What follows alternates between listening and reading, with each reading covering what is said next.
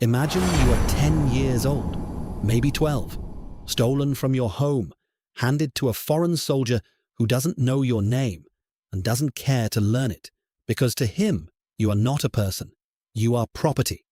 and that this is how the most improbable journey in human history begins, a journey so vast that 500 years later historians are still arguing about whether you, an enslaved child from Southeast Asia, were actually the first human being to travel all the way around the world.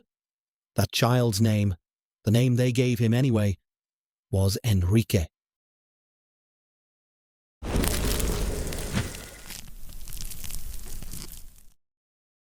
If you've never heard of him, that's exactly the problem, because we don't know his original name. Enrique is the name his Portuguese captors gave him,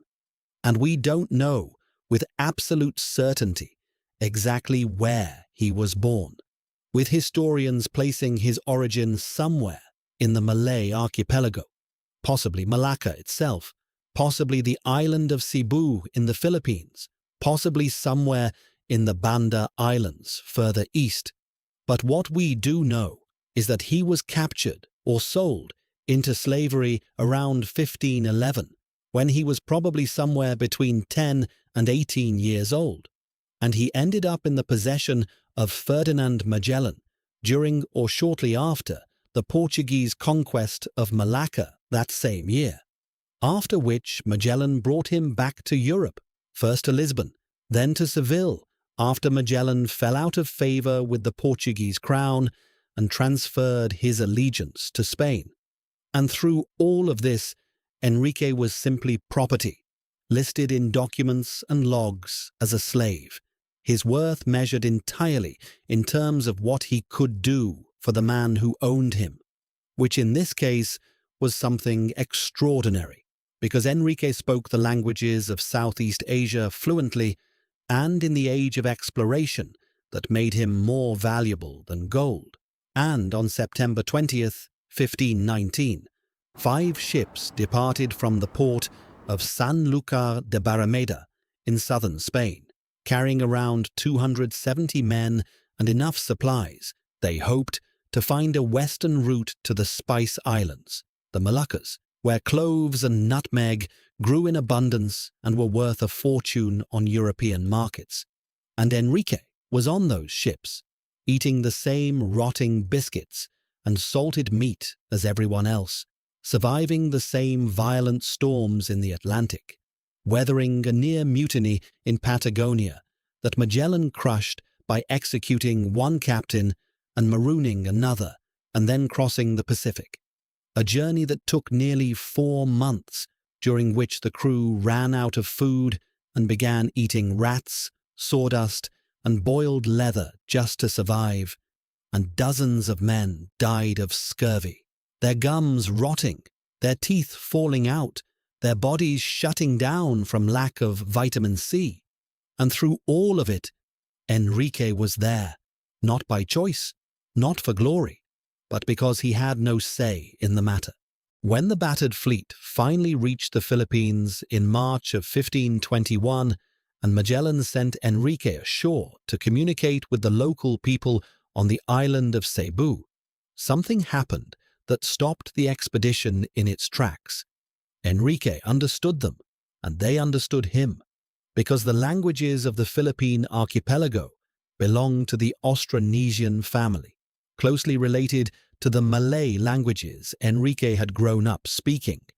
And for the first time in nearly 2 years of sailing through foreign waters, the expedition had a real interpreter, someone who could hold genuine conversations rather than fumbling through gestures and misunderstandings. And the geographical implication of that moment is staggering when you sit with it, because Enrique had begun his life somewhere in this very region of the world,